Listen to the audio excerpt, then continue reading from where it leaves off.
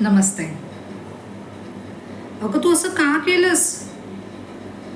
अगं तुला लहानाचं मोठं केलं, तुझ्यावर चांगले संस्कार घडवले, तुझं पालनपोषण केलं आणि तू हे सगळं काही विसरून एका मुलाच्या प्रेमासाठी तू तुझ्या आईचे संस्कार पण विसरलेस?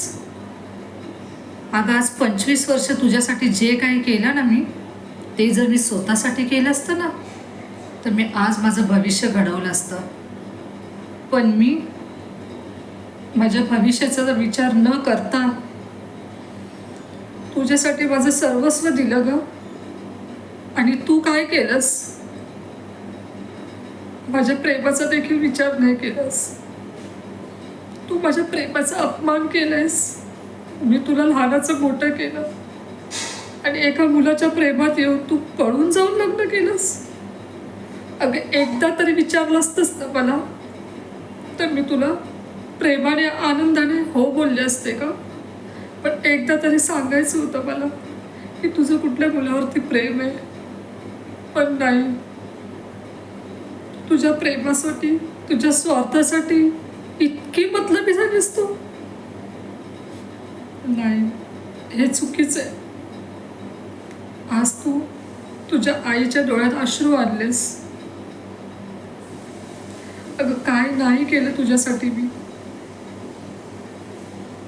18 वर्ष झाले की तुम्ही स्वातंत्र्याच्या नावाखाली वाटेल तसं वागता ग. आई वडिलांचा विचार करत नाही की त्यांना काय वाटेल. म्हणजे याचा अर्थ काय होतो? तुम्ही 18 वर्ष आम्हाला फक्त वापर केलं, आम्हाला यूज केलं आणि 18 वर्ष झाले की तुम्ही सोडून गेला. म्हणजे आई मुलांना जन्म देते, तिच्यासाठी सगळं काही करते आणि तुम्ही स्वातंत्र्याच्या नावाखाली आणि स्वतःच्या मतलबासाठी आई वडिलांचा विचार करत नाही तुम्ही. पण नाही, हे चुकीचं आहे. हे असं वागणं चुकीचं आहे. आज उद्या तुलाही मुलं होतील, त्यांनी जर तुझ्याशी असं वागलं तर तुला आवडेल का? नाही ना. तू आता नाही समजू शकत.